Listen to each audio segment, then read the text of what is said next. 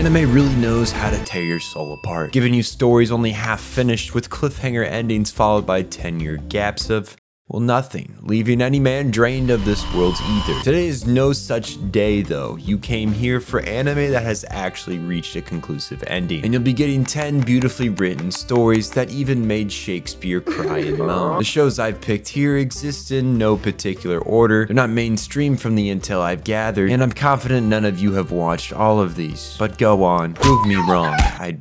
I'd be pretty grateful actually.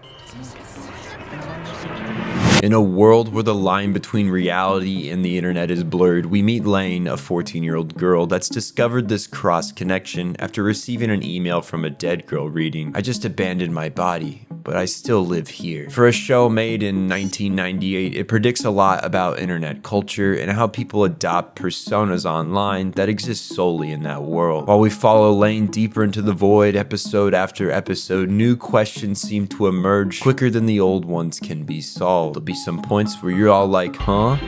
Am I supposed to know why the girl just became a ball of light? No. That's good. That's what they want from you. You aren't supposed to have all the answers all the time. Lain's story isn't a cookie cutter concept. You're here to fill the cracks that are left with your own ideas, to decide what really happened versus what your eyeballs are shown. A story that makes you think on the reliability of your information and logistics of your own reality. You'll definitely love this one if you like psychological horror.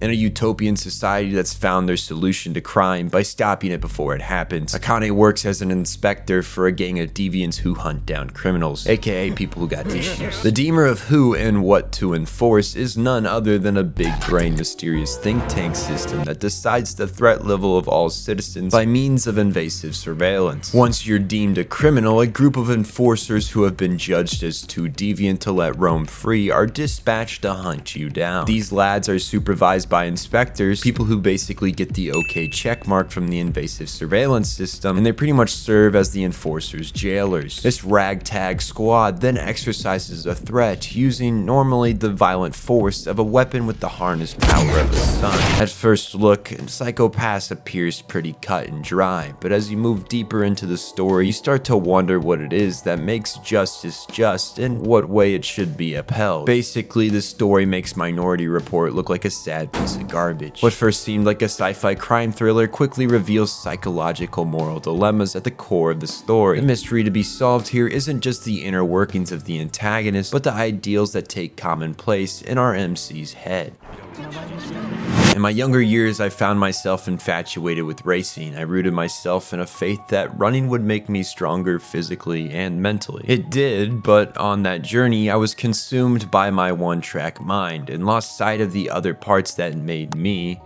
The story of the Kansei running team, Kakeru specifically, reminded me of the struggles I've faced. These characters are forced to push themselves on the path to achievement and overcome what holds them in the past. Kakeru and Haiji faced hardships most who have run for sport have come across. Their stories of overcoming packed full of emotion. And that's not to say you should overlook the rest of these goobers. Each person is faced with their own demons to surpass, and their growth throughout is one of the most satisfying I've watched in anime. Maybe it was my background that made this show so close to my heart, but still the themes it possesses can apply to anyone, no matter what it is you're passionate about. To run with the wind is to run without anxiety, head on into uncertainty. 10 out of 10, it got me good in the end.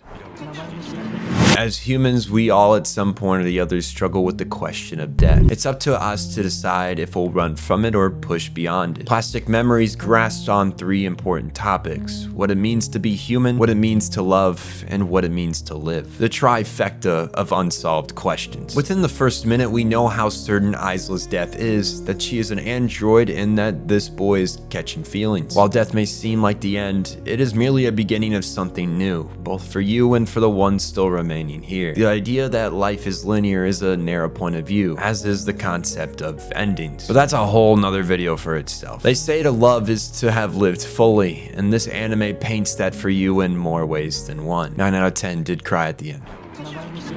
Sports. They're cool to play, but not so cool to watch. That's where you're wrong, my friend.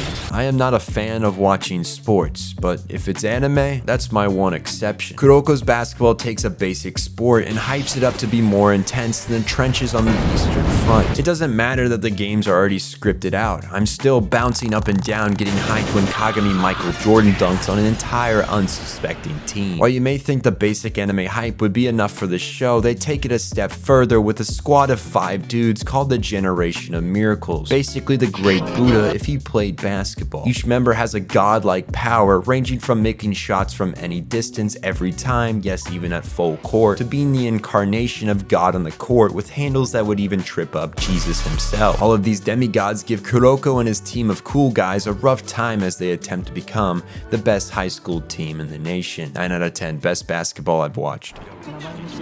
Imagine being entered into a game to save the world's society using $100 million. The rules being if you fail to win or use the money for selfish intent, you will be killed. Enter Akira, an active participant in this game, except he's butt naked in Washington, D.C. with absolutely no memory of what is going on. Pretty great start so far. Eden of the East follows this elaborate game with infinite possibilities as our main MC tries to figure out just how he got here and what it is his pre-amnesic self was planning, while also working with some otaku to stop a terrorist attack. No one's clowning on my guy now. 9 out of 10, needs more otaku guy. Keeping to the amnesic trend, Golden Time follows a college law student as he tries to create a new life for himself in Tokyo after suffering an accident that erased all his memories of his past. Of course, the show labeled as a romance is bound to have some relationship goop that will tickle your fancy, but this show is more than just a run-of-the-mill love story. The amnesia blow our boy has been dealt shields him from knowing his past self, but what kind of feels could lie under that veil? Better go watch to find out. 9 out of 10, need more bro love. A show I'm all too fond of recommending to unsuspecting victims, this anime is like an acid trip canned in each episode. There's fourth wall breaks, an assembly line of skits each episode, and random bullshit thrown at your eyeballs that I'm not too sure how to explain. Best I can do is show you.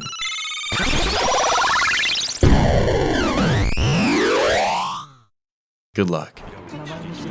Something about watching people pull off the most ridiculous, complicated, and dangerous jobs man can think up of is more entertaining than you would first assume. Ed here was just a run-of-the-mill Japanese con artist until one day he was recruited into what I can only describe as the Con Artist Super League. These bozos scam well-deserving pricks all around the world, from Hollywood kingpins and Saudi princes to scummy art dealers and Chinese mafia. To this day, there's still no heist anime to compete with it.